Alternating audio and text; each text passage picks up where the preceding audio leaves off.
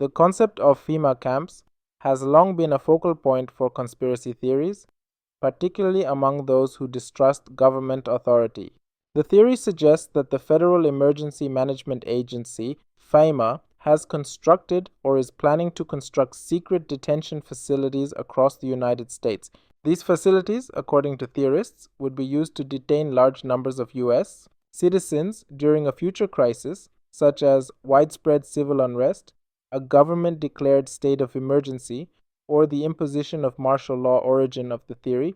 The idea of FEMA camps appears to have roots in Cold War-era fears of government overreach. In the 1970s and 1980s, there were real concerns about government contingency plans for handling massive social upheaval, particularly in the context of nuclear war or widespread civil disobedience. Some documents, such as Rex 84, short for Readiness Exercise 1984, revealed that the government had discussed plans for mass detentions during emergencies. While these were primarily aimed at hypothetical scenarios involving national security threats, conspiracy theorists have extrapolated from these historical precedents. In the 1990s, these ideas gained traction among militia groups and anti-government activists. By the 2000s, fueled by the internet and growing political polarization, the notion of FEMA camps became a central pillar in broader conspiracy narratives about New World Order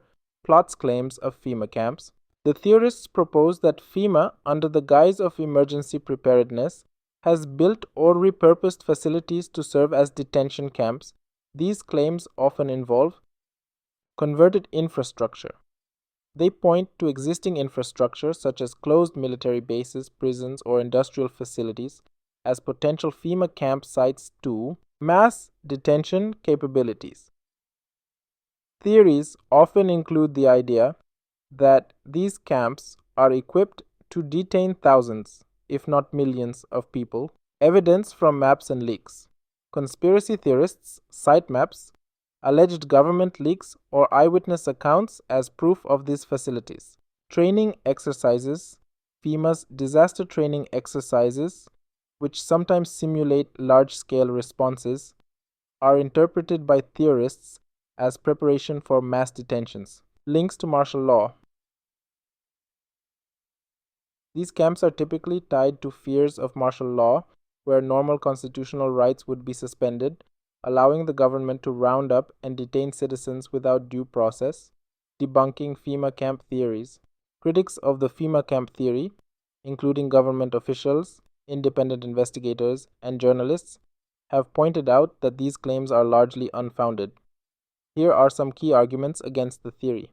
Misinterpreted evidence. Many FEMA camps identified by theorists are ordinary facilities, such as National Guard training sites or storage facilities for emergency supplies. Lack of evidence. Despite decades of claims, there is no verified evidence of FEMA operating any large-scale detention facilities. Logical flaws.